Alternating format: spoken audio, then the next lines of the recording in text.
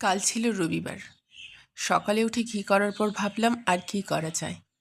বাড়িতে ছিল অল্প ছানা। ঘি হওয়ার পরে ওই কড়াইতেই ছানাটাকে ভাজতে শুরু করলাম। ছানাটা কিছুক্ষণ ভেজে নেওয়ার পর ঘি থেকে যে চাঁছি বেরিয়েছিল ওটা ওতে মিশিয়ে দিলাম। ভালো করে মিশিয়ে নিলাম। একটু ভাজা হয়ে যাওয়ার পরে যখন দেখব রস একটু মরে মরে এসেছে, তখন এতে দুধ মেশালাম। বাড়িতে আমার কাছে প্রায় 750 মতো গরুর দুধ ছিল, ওটা পুরোটাই ওতে দিয়ে দিলাম। যার বাড়িতে যতটা থাকবে ততটা দিয়ে দেবেন, যত বেশি পরিমাণ পড়বে তত ভালো, ততটা মিষ্টি সুন্দর হবে, গাঢ় হবে, খেতে সুস্বাদু হবে। যার কাছে দই বা লেবু থাকবে, এই সময় অল্প দই বা লেবু দিয়ে ছানাটাকে আরও দানাযুক্ত করতে পারেন। যার কাছে থাকবে না সে করবে না।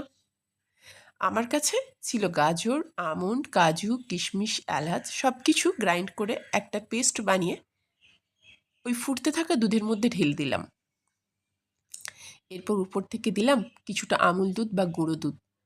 এটারও পরিমাণ যে যতটা বেশি দিতে পারেন তত ভালো, কারো কাছে মিল্কমেড থাকলে সে তাও দিতে পারেন।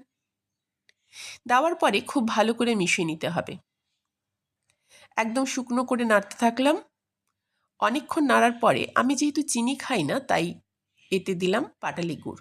সারা বছরই আমার কাছে খেজুর গুড় ফ্রিজে জমা করা থাকে।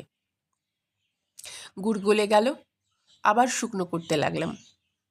এই সময় খুব ভালো করে শুকনো করে নিতে হবে এবং গ্যাসের কাছেই দাঁড়িয়ে থাকতে হবে। একটু ছেড়ে গেলেই লেগে যাবে নিচে। ভালো করে শুকনো হয়ে যাওয়ার পরে আমার কাছে যেহেতু দই বা লেবু কিছু ছিল না, তাই আমি বাড়ির তৈরি যে আমসত্ত্ব ছিল সেটা ওতে মেশালাম, যাতে কালাকাঁদের দানাটা একটু ভালো হয়। কালাকাঁদ একটু দানাযুক্ত হলেই খেতে ভালো লাগে বেশি। এবার দিলাম আজকের সকালেরই তৈরি করা ঘি অল্প পরিমাণে। সামান্য একটি ঘি দেওয়ার পরে আবার খুব ভালো করে মিশিয়ে নিতে হবে। বেশ খানিকক্ষণ মেশানোর পর পুরো শুকনো করতে হবে। যখন দেখব শুকনো হয়ে প্রায় আঁটো আঁটো হয়ে গেছে, এবার মিষ্টিটা আর ভাঙবে না, তখন গ্যাস অফ করে দেব। একটু ঠান্ডা হলে প্লেটে বা থালায় ঢেলে নেব। থালায় ঢেলে নেওয়ার পরে বেশ কিছুক্ষণ রাখতে হবে।